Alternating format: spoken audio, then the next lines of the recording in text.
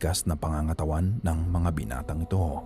Ngunit nang sila ay magpakuha muli sa isa pang larawan, eto na ang kanilang nakita. Makikita ang isang pares ng paa ang biglang rumehistro sa litrato. Ilang segundo Oh, lamang yung pagkatapos nilang Hello YouTube, Romel Reaction. Welcome to my channel. At may panibago na naman tayo ngayon mga idol na i-react na nakakatakot na video. Ito po ay galing sa YouTube channel ni Ghost Bombs Top 5. Yan po ang pangalan ng YouTube channel niya, Ghost Bombs Top 5. Subscribe niyo si idol. At syempre kung bago ka pa lang sa aking channel ay mag-subscribe ka na rin at like na rin ang ating video. Pwede ka rin mag-comment dyan. Ayan.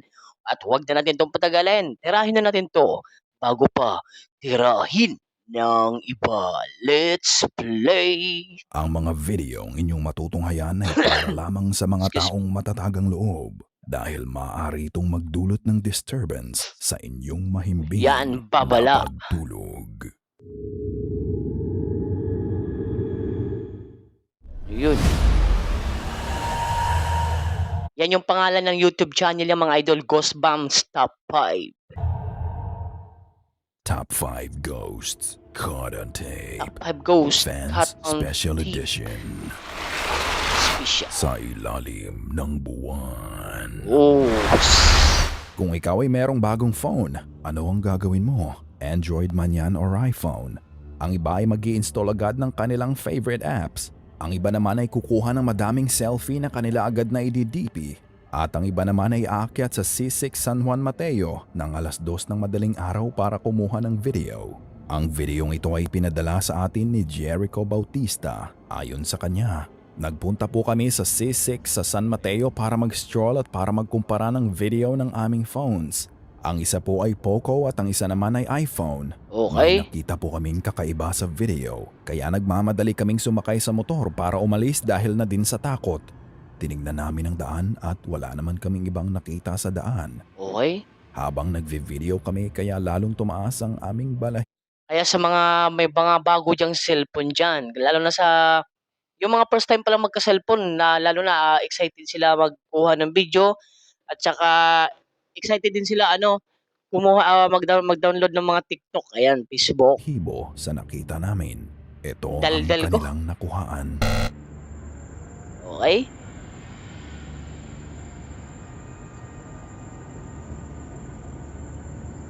Okay, buwan.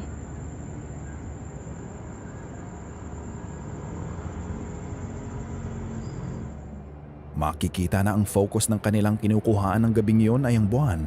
Ngunit nang may mapadaang tricycle ay makikitang bahagyang nailawan ng isang parte ng kalsada.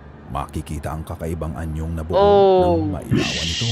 Kapansin-pansin ang isang babae na nakaputi ang naglalakad sa 10 oras ng gabi na iyon. Ang mas nakakakilabot pa ay makikita ang babae na naglalakad sa direksyon nila na hindi nila namalayan noong una dahil ito ay kinukubli ng kadiliman.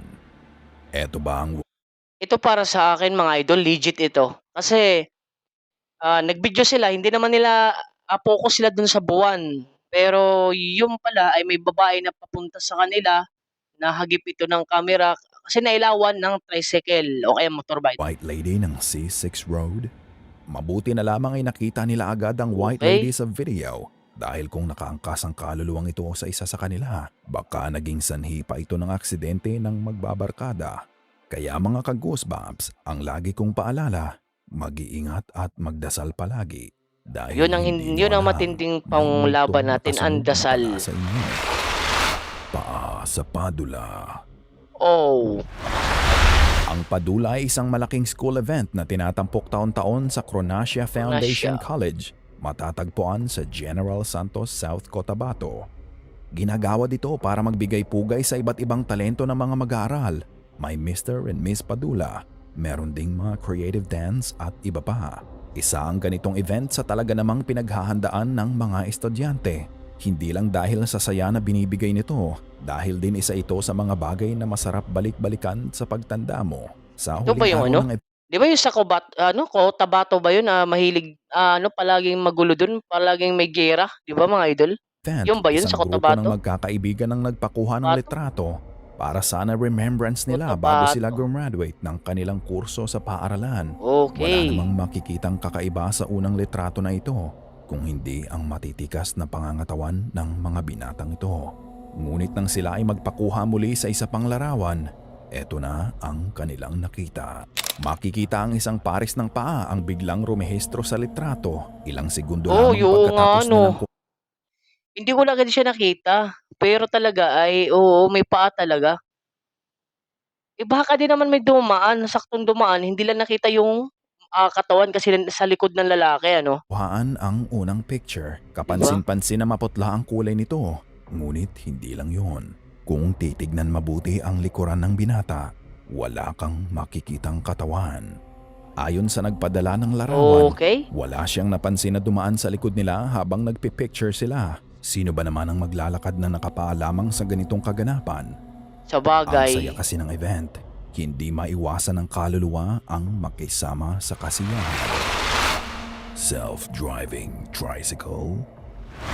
Ay, Kung sa Amerika ay usong-uso ang Tesla cars, kung saan ang kotse ay merong kakayahang mag-self-drive at mag-self-park.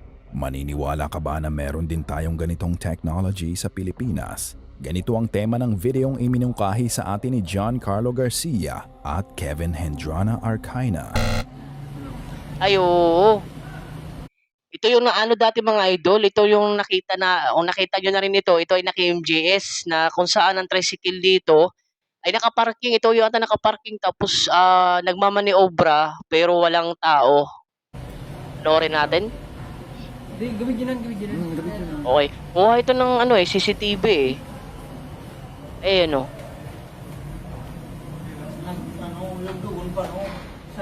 Okay.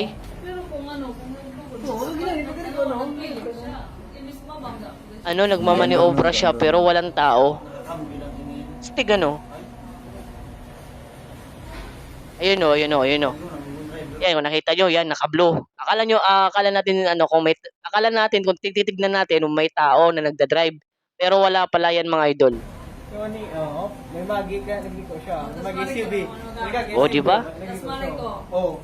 Oh. Tapos liliko pa yan. Oh, di ba? Oh. Ang angas ano, tapos nagparking ng kusa. Nagkusa siya nagparking. Pansinin ang asul na tricycle sa kabilang bahagi ng daan. Nakapark lamang ito at kapansin-pansin na walang tao ang nakasakay dito. Oo, di ba? Maya-maya pa ay kusa itong umandar. Kumabig ang motor pakaliwa at dahan-dahang tumawid sa kalsada. Iniwasan ito ang paparating na SUV at pulidong nagpark sa harapan ng dilaw na tricycle. Para talagang may taong nagmamaneho ng tricycle. Kita nila Ang nanay, tanong, oh. may sensors din ba ang tricycle na to para mag-self-drive at mag-self-park?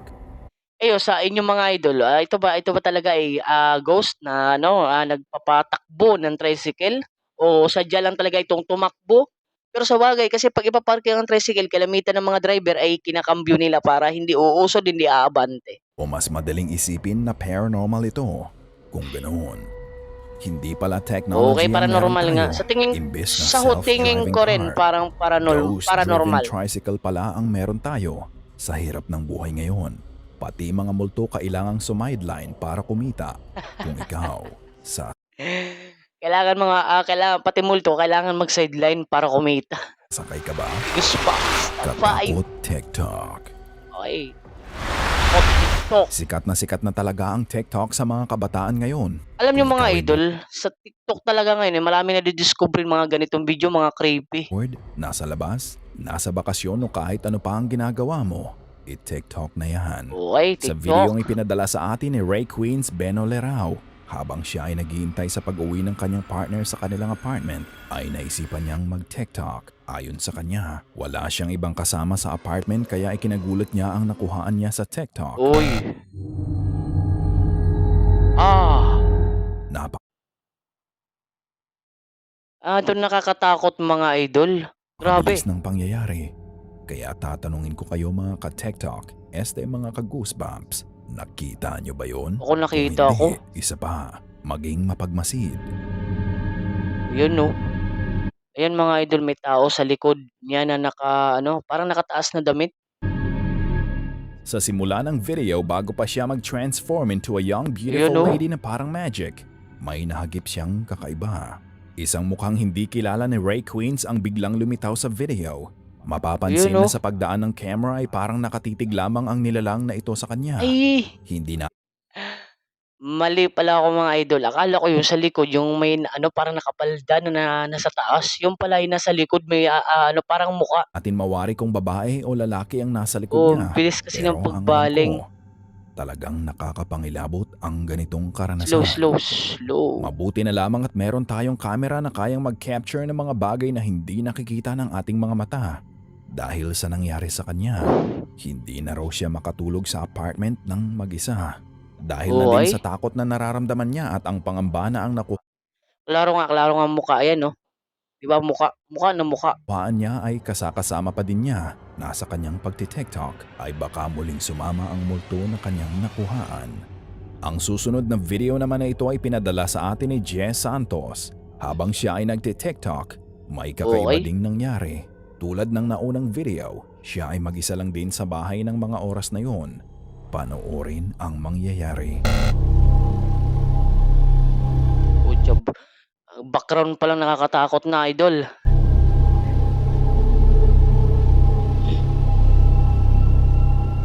Okay.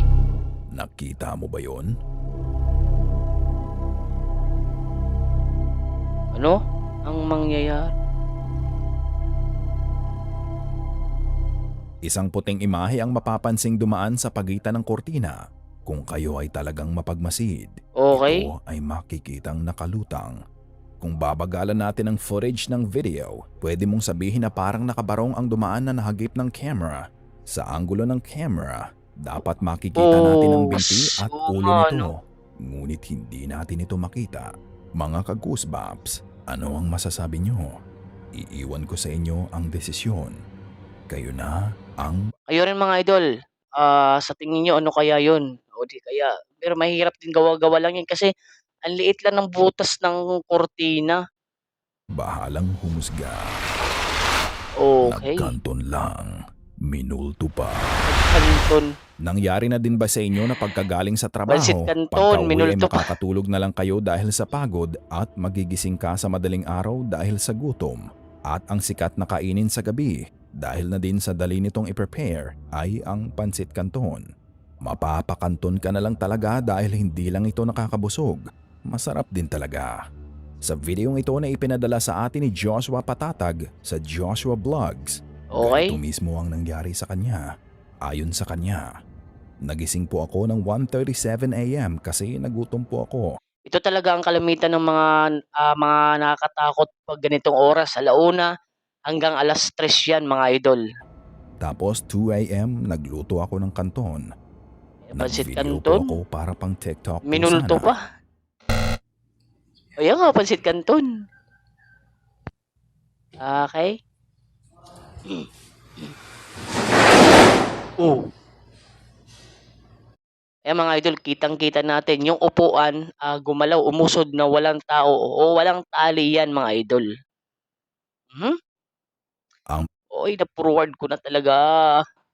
Ang mga videong inyong matututong. Check out our TikTok page